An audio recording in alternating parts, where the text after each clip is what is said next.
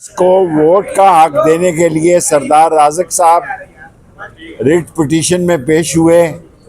हमें हमारी बदनसीबी समझें या हमें नज़र लग जाती है कि हमारा नंबर लेट हो गया आखिरी, तो काबिल एहतराम जज साहबान ने कहा है कि 2 हफ्ते के बाद इसको सुनेंगे और तफसीली सुनेंगे, और ये बड़ा अहम केस है और इलेक्शन से पहले ओवरसीज़ पाकिस्तानीज़ के वोट का हक का फ़ैसला होगा।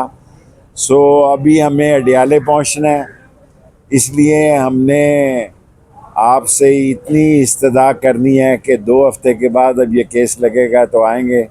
और एक केस हमारा और है यहाँ पे, हमें फ़र्द जुर्म आयद के ख़िलाफ़ हमने अपील की हुई है, वो कब लगती है उसका फ़ैसला भी अभी कुछ नहीं मालूम। अल्लाह बेहतर करेगा इंशाअल्लाह।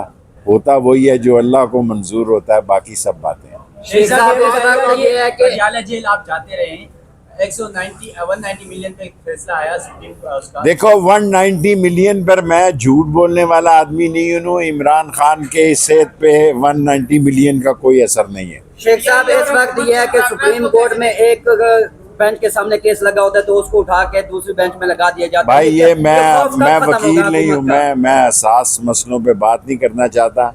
ये एक इन्होंने सियासी सवाल पूछा है।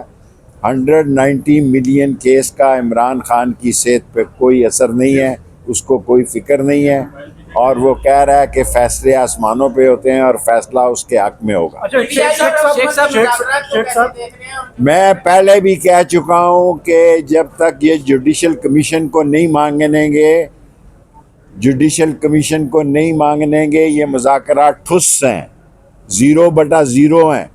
इन मुज़ाकरात की कोई अज़ियत नहीं जब तक कि ये जुडिशल कमीशन को नहीं मानेंगे। लोगों के घरों में जनाजे गए हैं, जिसकी माँ का जवान बच्चा शहीद हो गया हो, उसका अगर जुडिशल कमीशन ना बने तो कोई ऐसे मुज़ाकरात का ना असर है, ना नतीजा है, ना नतीजा निकलेगा। अच्छा शेख साहब एक छोटा सा सवाल। तहरीक-ए-तहफ़्फ़ुज़ आइन जो है वो एक्टिव हुई हुई है, उन्होंने मुस्तफ़ा नवाज खोखर से भी रब्ता किया है, शायद खाकान अब्बासी से भी रब्ता किया। आपके साथ रब्ता हुआ या नहीं? मेरे साथ किसी का कोई रब्ता नहीं है। अगर किसी ने रब्ता किया तो देखो। शेख साहब ट्रंप ने हलफ उठा लिया, आपको कुछ नजर आ रहा है पाकिस्तान के ऊपर उसका? मेरे भाई ट्रंप ने बिल आखिर तो हलफ उठाना ही था ना।